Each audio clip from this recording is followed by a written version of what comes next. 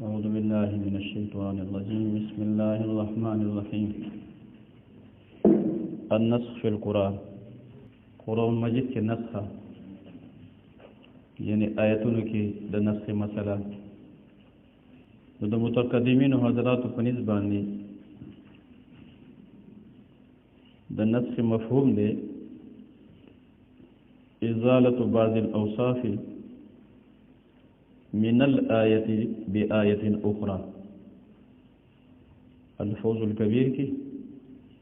شیخ ولی اللہ محدث دہلوی رحمۃ اللہ علیہ د نسخ دغه وضاحت کړل ازالة بعض الاوصاف من الآية بآية أخرى د یو آیت کریمه د بعض اوصاف ازاله بل آیت کریمه سره د اوصاف د آیت نه مراد د اجمال یو آیت کې اجمالی بلکې تفصیل لاغی نو بل دغه تفصیل ته مغی ناسخ وایي هغه اجمال وای آیت منسوخ شو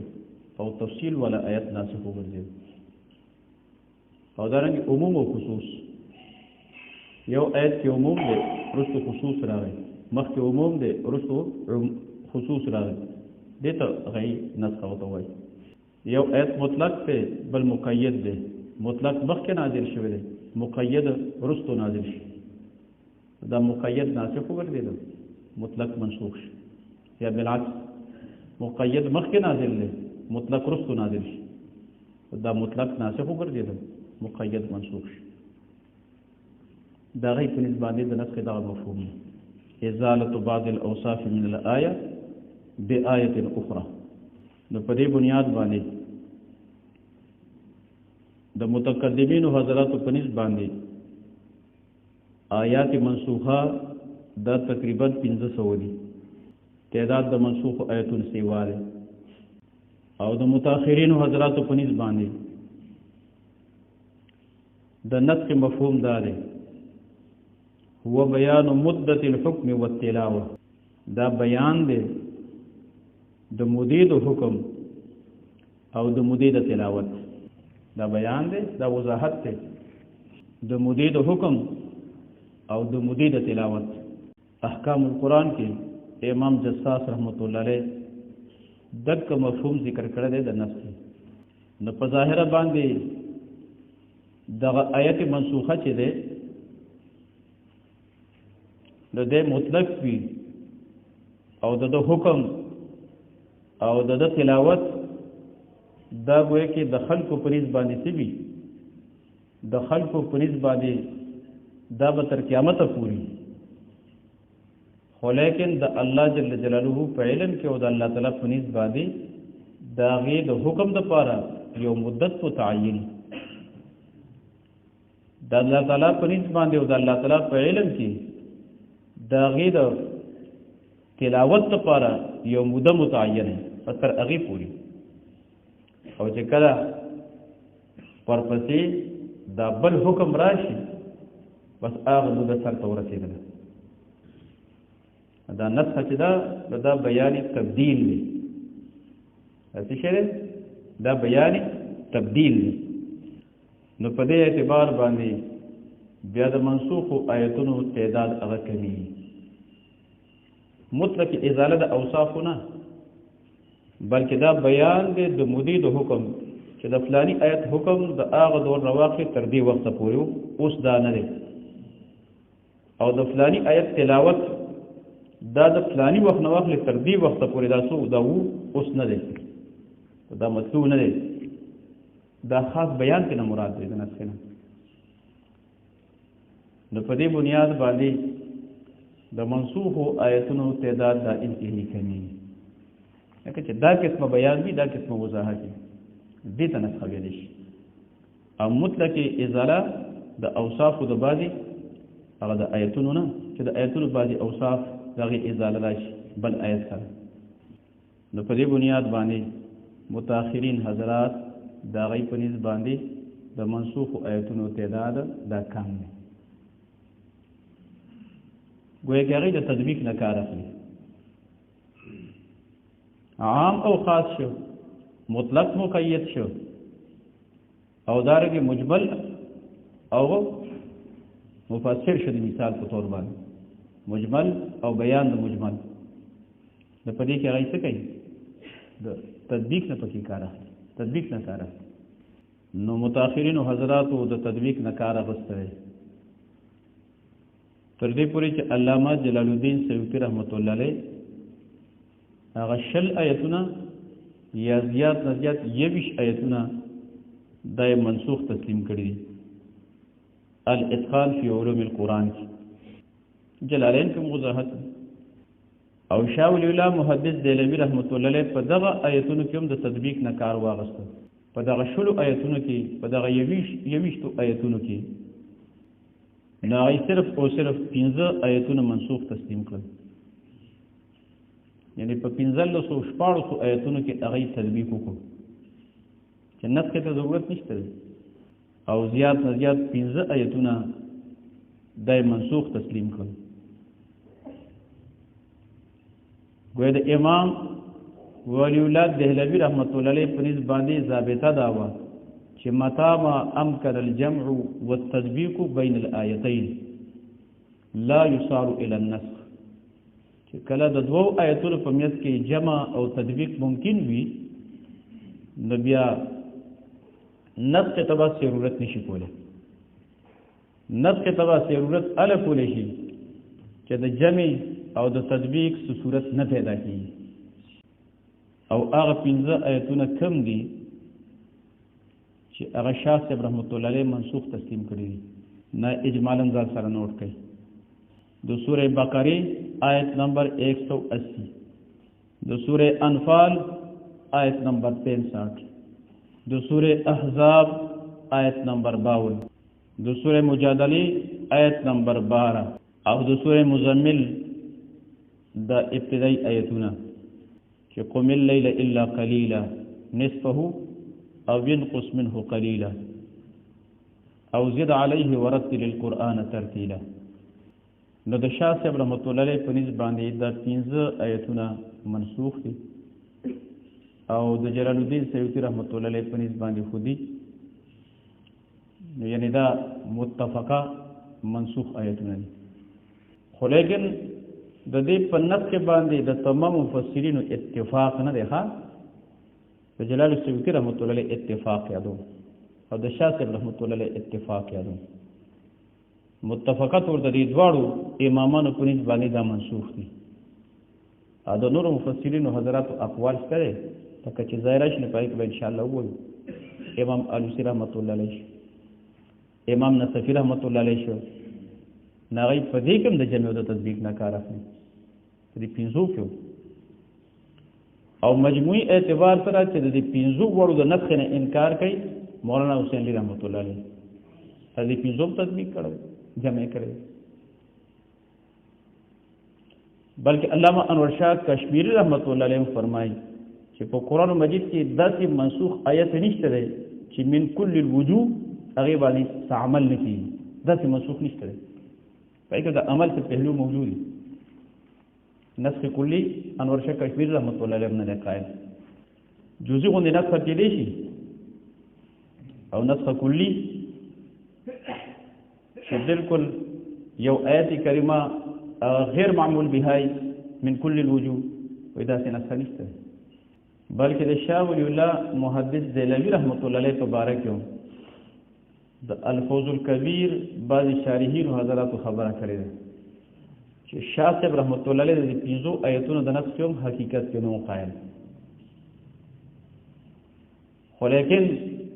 شاه صاحب رحمت الله علیه د تدریج نه کار واغسته ځکه حکیم فلسفي تدریج نه کار واغسته ځکه که بالکلیه انکار کړی بیا خلکو به په شاه صاحب رحمت الله علیه باندې حکم لګولو ځکه مخالفین خو حکم ډېر سره لګي څه حکم به لګو د شاه صاحب رحمت الله علیه دغه د 1514 آیتونو تطبیق بیان کړ طریقې وښودله انور د 15 آیتونه پس مندګانو ته پرېښودل په دې باندې انور بیا کار وکړي د دې وجه نه وروسته بیا مولانا حسین علی رحمت الله علیه هغه تطبیق وکړ او دارنګه علامه انور شاه کشمیری رحمت الله علیه هغه دا خبره وکړه چې په قرآن مجید کې داسې آیت نشته چې هغه بالکل یې منسوخ شي من كل الوجوه منسوخ د لارې همواره کړه. پس په دې باندې ان شاء الله بیا چې ځایونو راځي نو بحث وکړو. بل بحث اهم قواعد او اهم مسائل چې تفسیر کې پکار راځي. نو یو اهم اصطلاح د جباریت او د استقامت فسرین عام طور ذکر کوي په دای باندې مهر د جباریت لګیدل دی او دا استقامت والا خلک دي. نو دینه څه مراد ده؟ نو د مهر د جباریت نه دا مراد نه ده چې ګنې یو خاص قسمه حصي یو سټمپ ده یو مهر ده او په یو تن باندې هغه اولګي د هغې نه پس هغه نشي مسلمانې دی. داسې قسمه خبر نشته ده. دا هغه زړه غواړي مسلمانېدل، ایمان ته رانږدې کېدل غواړي، خدای ته رانږدې کېدل غواړي، خو چونکې په هغه باندې مهر لګېدلی لیبل لګېدلی نو د دې وجې نه هلته ایمان نه میلاوي. دا مقصد نه دی، بلکې جباریت چې دی نو دا اثر دی د ضد او د عناد. دا اثر دی د ضد او د عناد. دا نتیجه ده د مرتبه د ضلال او د مرتبه د جحود او د اعانت د عناد علی الله. اول مرتبه کې یو بنده دی خطا شي، گمراه شي، لار ته روکه شي. لکه څرنګه حسي طور بنده سفر کوي، یو ځای ته ځي او لار ته نه خطا شي. نو دغه شانتي روحاني اعتبار سره بنده خطا کېدی شي. او بیا ورپسې د پاغي باندې ضد اختیار کی، یو ځای ته روان دی حسي طور خطا شو، غلط گاڑی کې کېناستو، د ته پته ونه لګېدله. او بیا ورپسې چا ورته تنبیه ورکړله چې بھائی ته ګورې خطا شوې، ته فلاني ځای ته ځې، د هغه ځای دا ګاډی نه دی، د هغه ځای دا فلاني ګاډی دی. نو که دی په دې تنبیه باندې پوه شي او دی وایي ټیک ته واقعي دا خو زه غلط شوم او خطا شوم، او دی د هغه ګاډي نه پوچ شي او په صحیح ګاډي کې کېني، نو دی به خپل منزلي مقصود ته ورسي. خو لیکن دی سود ته به کیاڼه ووایي، دی وایي نه بس زه ټیک یم، هم په دې ګاډي کې صحیح ناست یم او ځم دی پکې، او را دي شي ما دې ګاډي نه څوک کوز کړي. چې څوک خبره کوي دی ورسره جګړه کوي، دی په هغې باندې کلک شي. دې ته ضد ورته ویلی شي، عناد ورته ویلی شي. د دغه شانتې روحاني طور بنده خطا شي، ګمراه شي،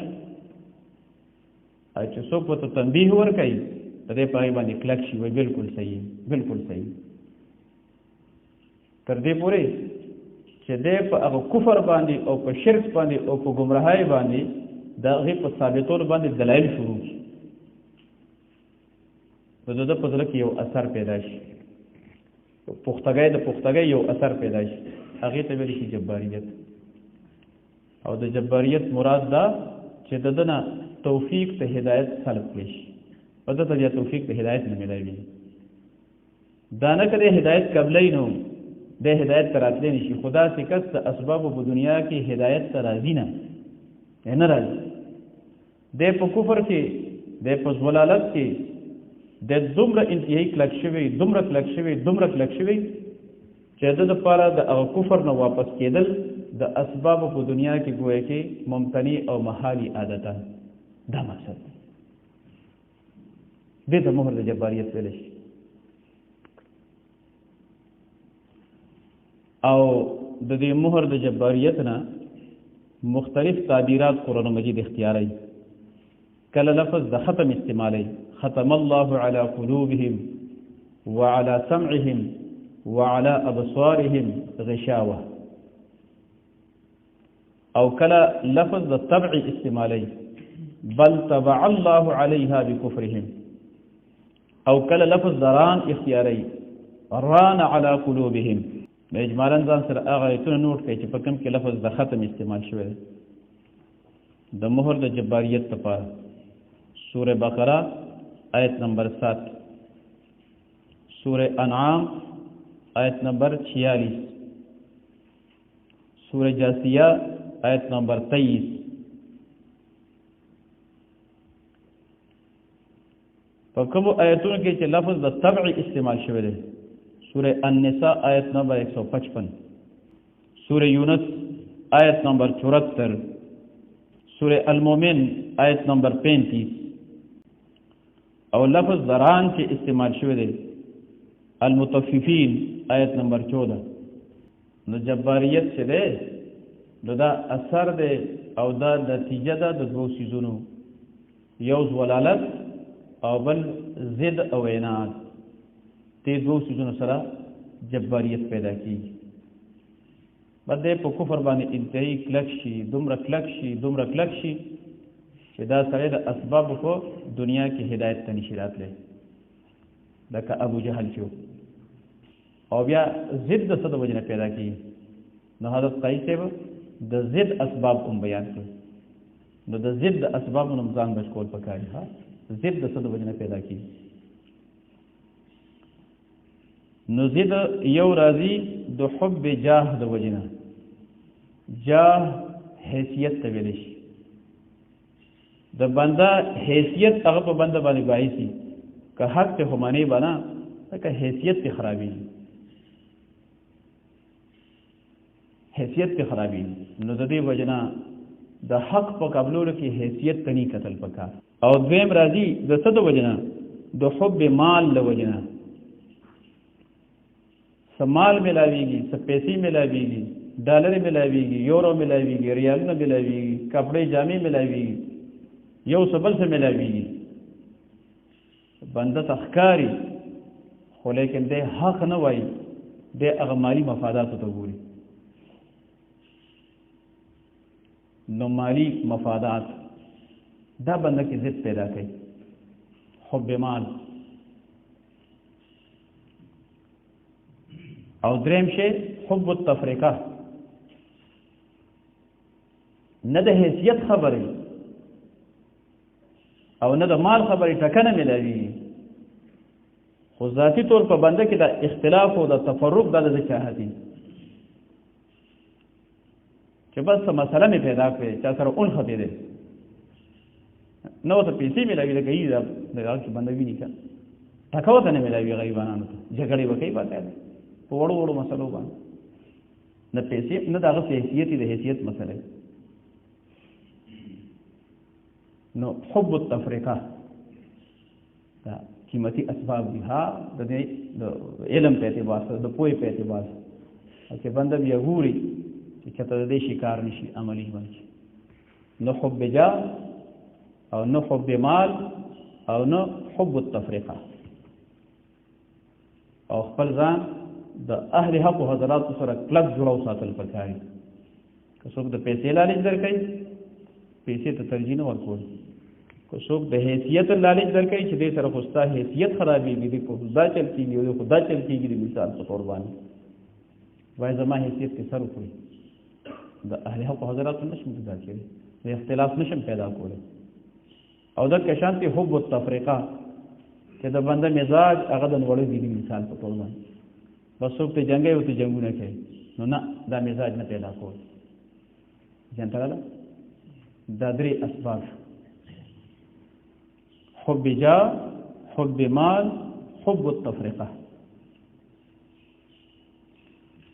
نو د دې اسباب د زید نزان بچکول پکار دي یا زید نه پیدا کی او بنده ته د خپل غلطۍ اصلاح احساس کوشي دا خبره خو ټیک نه ده نو ځان د اهل حق او حضراتو نه پویول پکای که وړه مسله ای که غټه مسله نو بیا ګمراهي ان شاء الله نه راځي او د دې په مقابله کې د استقامت په لغت کې نیغوالی ته ویل شي یعنی په دین باندې نیخ چلیدل، ټیک ټاک طریقې سره چلیدل. او څنګه چې جباریت دا نتیجه ده د دوه څیزونو، نو دغه شانتې د استقامت هم دا نتیجه ده او دا اثر دی د دوه څیزونو. یو هدایت، هدایت نه مراد هدایت لغوي ښه، لکه څنګه چې هلته کې د زلالت نه مراد زلالت لغوي، حسیاتو کې هم کېدی شي، معنویاتو کې هم کېدی شي، په دغه شانتې دلته کې هم هدایت سمه لار اختیارول، په سمه لار باندې تلل. او دویم انابت الی الله، رجوع الی الله. په دې دوو خبرو باندې استقامت او دا مرتب کیږي. یو دا چې بنده د ابتدا نه ټیک لار اختیار کړي، لکه بنده چېرته ځي چې په اډه کې چې کوم صحیح ګاډی ځي کوم طرف ته ځي پای کې کېني، دا هدایت. بنده یو نظریه اختیاري، یو عقیده اختیاري، یو مذهب اختیاري، یو لار اختیاري، نو چې صحیح لار اختیاري، دا هدایت دی. او دویم چې په دې صحیح لار باندې روان شوي، نو بیا انابت الی الله، الله تعالی طرف ته رجوع. بیا شیطان دې دوکه نه کړي، نفس دې دوکه نه کړي چې په هغه سمه لاره کې بیا د هغې نه دې راواپس کړي، بلکې په هغه سمه لار باندې ته جاري او ساري پاتې شي. انابت الی الله، نو چې یو طرف ته هدایت شي او بل طرف ته انابت الی الله شي، نو د دې نتیجه شي استقامت. دا سړی په هدایت کې دومره انتهایی پوه شي، دومره انتهایی پوه شي، دومره انتهایی پوه شي چې د اسبابو په دنیا کې بیا نشي ګمراه کېدی. که دنیا سمه یو قربانه که لاندې کېږي که باندې کېږي، دی ګمراه کېدی نشي. لکه نبی کریم علیه السلام نصیحت وکړ یو صحابي ته، د براه راست هغه ته نصیحت دی او بالواسطه ټول امت ته نصیحت دی چې لا تشرک بالله وان قتلت او حرقت او صلبت. دا استقامت چې شرک ونه شي، په توحید مضبوط شه او داسې مضبوط شه، داسې مضبوط شه او د شرک نه داسې متنفره شه، داسې متنفره شه که ته ټوکړي ټوکړي کولی شي نو ټوکړي ټوکړي دې کړی شي، او که ته ظالمانه طریقې سره قتل کولی شي نو ظالمانه طریقې سره د قتل کړی شي، او که ته په اور کې سېځلی شي نو په اور کې ته وسېځلی شي، خو لیکن چې د توحید نه وانه وړې او شرک اختیار نه کړي. دا مرتبه د استقامت. ابراهیم علیه السلام اور ته وغورځولی شي. ابراهیم علیه السلام په نظریه کې فرق راغی؟ بالکل رانغی. دا استقامت. نو د اسبابو په دنیا کې چې کوم صاحب استقامتي، نو د ګمراه کېدل دا عادتا ناممکن دي. سمجھ ترا الله غواړي، الله تعالی د قدرتونو مالک دا خو ځان له خبره، الله د مشیت او د الله د قدرت مسله جدا ده. او د اسباب دنیا کې یادو، د اسباب په دنیا کې د داسې انسان ګمراه کېدل داسې دا عادتا محال، نو دې ته استقامت ویل شي. ان الذين قالوا ربنا الله ثم استقاموا تتنزل عليهم الملائكه. د دې مصداق وګورئ.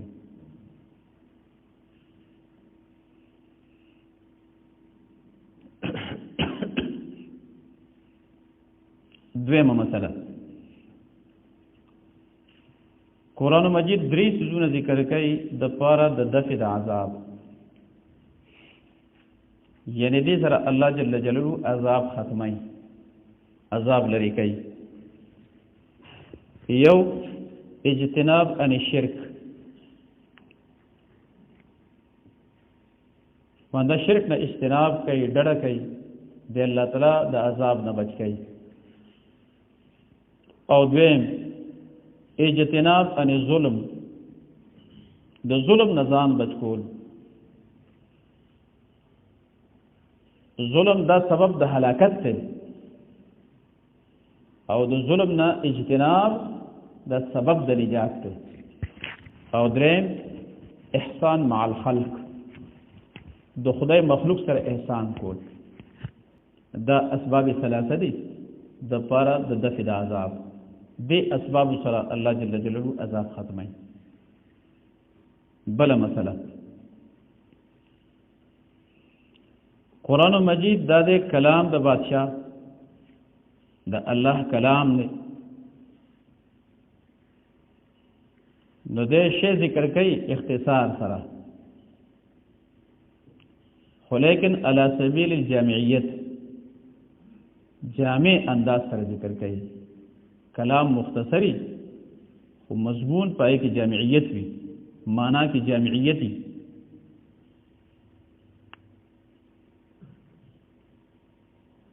بلا مسئلہ قرآن مجید ذکر کئی اعلی او ادنا و سر مرادی ضمنن او تبعن. نو ایمان ذکر کئی لیکن صرف او صرف ایمان نہیں مراد، طاعات و حسنات و سر مرادی، لیکن ایمان اعلی دے او طاعات و حسنات دا ایمان په مقابله کې ادنا دی. د نفی مقصود نہیں، دا وسره مراد او اعلی ذکر کوي قرآن مجید.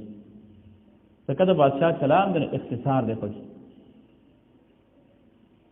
او کفر ذکر کوي، معاصی وسره مرادی، دا نه کې تخصیص تو کفر مرادی، کفر مرادی او کفر اعتقادی مرادی او وسره کفر عملی مرادی. ځکه هغه ته کفرن دون کفرن ویل شي. خو لیکن کفر اعتقادی دا په کفر کې اعلی دی، اعلی فرض دی.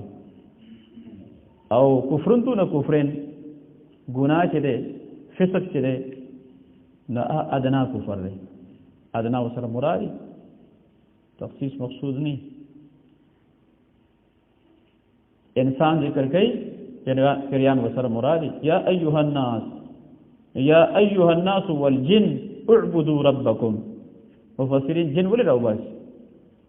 یو انسان دی دا اشرف المخلوقات دی، اعلی دی، او جن دی ادنا دی، ادنا وسره مراد. بل مسله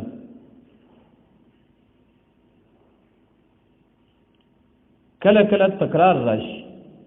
په یو مضمون کې، خو لیکن دا تکرار دایي د تاکید په تور باندې، دایي د اهتمام په تور باندې. نو د قرآن مجید په مضامینو کې چې کم تکرار دی، د دې ته هغه تکرار شنی نشي ویلی. چې د صفایدې په بنیاد باندې نه، لا لاجل فائدتي نه، ایت شنی ویلی شي، ایت قبیح ویلی شي. او دا د اهتمام په بنیاد باندې، او دا د تاکید په تور باندې.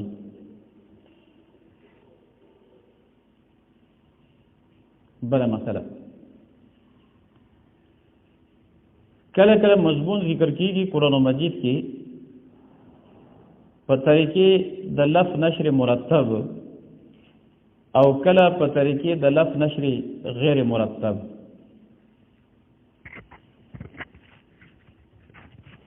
لفظ اجمال ته ویل شي او نشر تفصیل ته ویل شي. نو مخکې اجمال ذکر شي، ورپسې تفصیل لازم. او په اجمال کې څو امور بیان شوي، نو بیا په تفصیل کې هم بیا به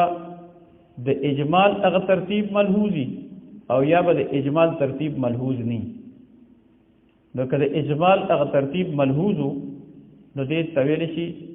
نشر مرتب، لفظ نشر مرتب. په لفظ کې په اجمال کې چې کوم ترتیب دی، د هغه ترتیب په نشر او په تفصیل کې هم نه. او کله کله د سنقطې په بنیاد باندې د اجمال ترتیب جدای او د تفصیل ترتیب هغه جدای. چې په اجمال کې کم شی مخکې ذکر دی، په تفصیل کې هغه وروسته ذکر شي.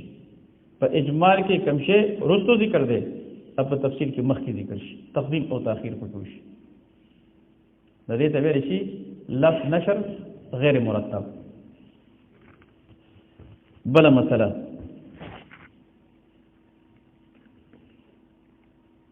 کله قرآن مجید یو مضمون ذکر کوي علی سبیل الترقی د ادنانا اعلی طرف ته رواني او کله کله مضمون ذکر کوي علی سبیل التنزل د برنا په کته باندې راتل اول اعلی ذکر کی بیا وروسته ادنا ذکر کوي بل مسله قرآن مجید زیاد تر رد کوي په اقسام د شرک باندې او بنیادی طور شرک دا په دوه قسمه دی یو د شرک اعتقادي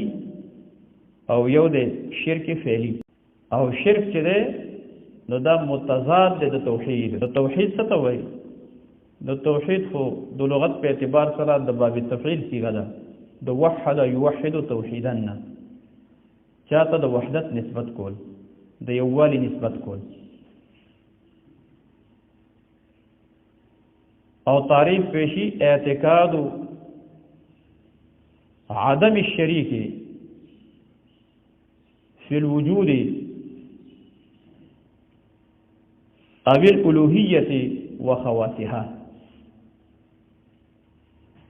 اعتقاد او جزم او یقین د عدم شریک د الله تعالی وجوب کی وجوب الوجود کی کہ بل واجب الوجود نشته دی واجب الوجود صرف او صرف یو هستی ده او فی الالوهیت او دارنګه په الوهیت کې مستحق د عبادت دا صرف او صرف یو ذات دی بل ذات مستحق د عبادت نشته دی او خواتها او په خواتو د الوهیت کې د الہ چې کوم صفات دي نه هغه صفات د الہ سره خاص دي د الله تعالی سره خاص دي او هغه صفات په بل کې متصور نه دي دا توحید دی او شرک او اشراک د دې مد مقابل له د دغه معنا بدغه شي چې اعتقاد الشریک اعتقاد د شریک اعتقاد الشریک اعتقاد د شریک ته په وجوب الوجود کې په الوهیت کې او په خواص د الوهیت کې او شرک دې دا انتهایی ډېر خبيث شی دی او ډېر انتهایی ګنده شی دی او په دې بنیاد باندې قرآن مجید کې رد راځي او سختۍ سره رد راځي په دغه شرک باندې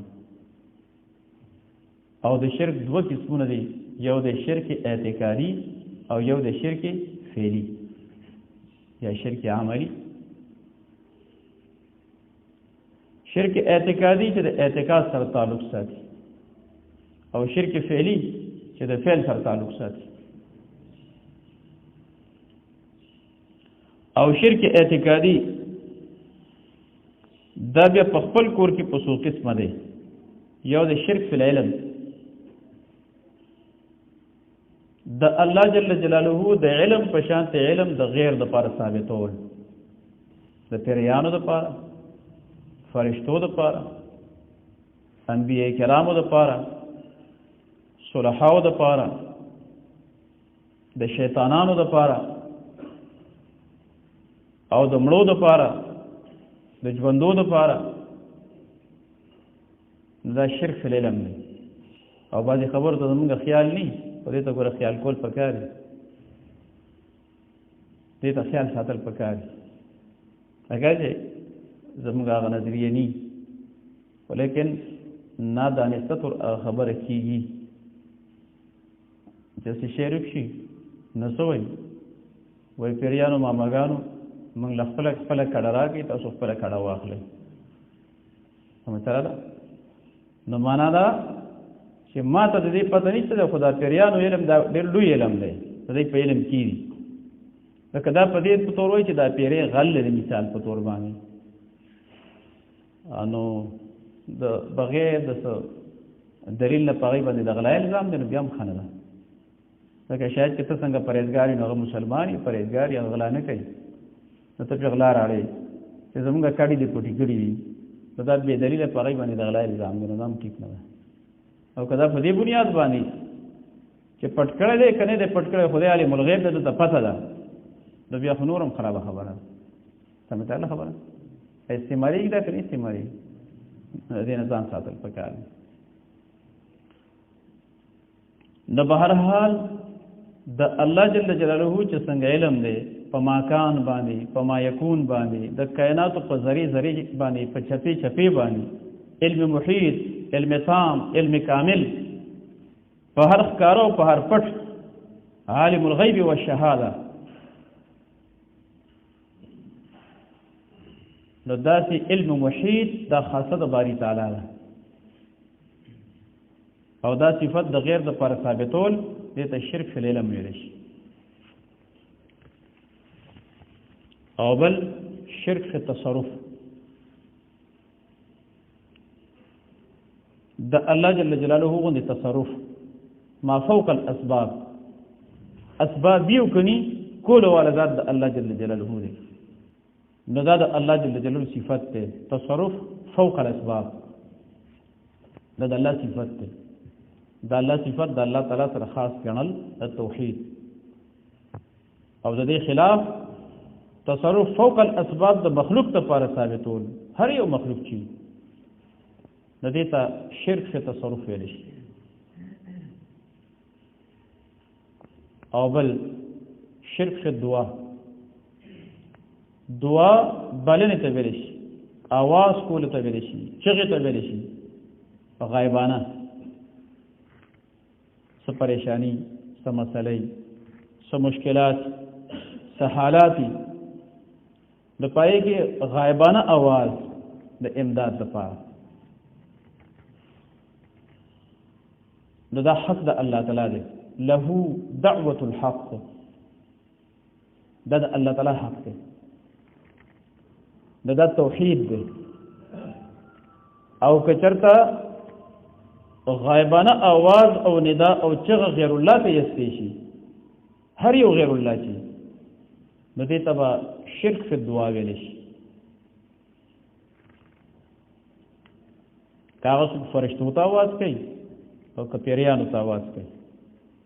او که ژوندي ولی ته आवाज کوي، او که وفات شده ولی ته आवाज کوي، او که پیر بابا ته आवाज کوي، او که کاکا صاحب ته आवाज کوي، نو دې ته به شرک فی الدعا به ورته ویل شي.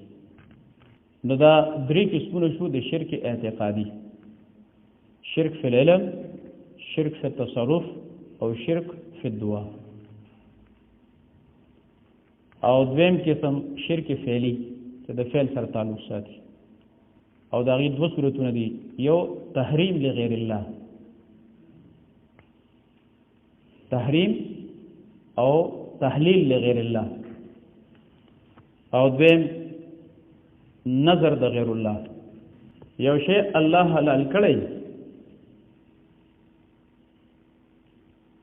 خو د غیر الله په بنیاد باندې دی هغه ته څه وایي؟ حرام وته وایي. یو شی خدای حرام کړی او د غیر الله په بنیاد باندې دی هغه ته حلال وایي. دک تحلیل او تحریم لغیر الله دا شرک دی، شرک فعلی، او عام علما حضرات دی ته کفر وایي، دا کفر دی. او بل نظر نیاز د غیر الله، ځکه استاد محترم به فرمایل شیخ العرب والعجم حضرت ډاکټر شیخ شاه صاحب رحمت الله علیه په نظر کې دی دا عبادت دی، او عبادت دا د الله حق دی، د غیر الله د پر کول دا کفر دی، دا شرک دی. د منافقه او منافقه که هغه د جاندار وي، د چیلی او د چیلای وي، د ګډ او د ګډي، د چرګ او د چرګوړي، او که هغه د بیجانه شي، شیرینی ده، ممپلی دي، پتاسی دي، مټیایی ده، حلوا ده، بریانی ده، بل شی ده، بل شی ده، پیسې دي نه غوي. نظر د غیر الله، منافقه د غیر الله، دا شرک فعلی دی. او قرآن مجید په دې دواړو قسمونو باندې با رد وکړي، که شرک اعتقادي دی نو په دې به مرز کوي، او که شرک فعلی دی نو په دې به مرز کوي. بله مسله، مکی صورتونو کې عموما دا زور وی په مضمون د عقاید باندې، توحید باندې،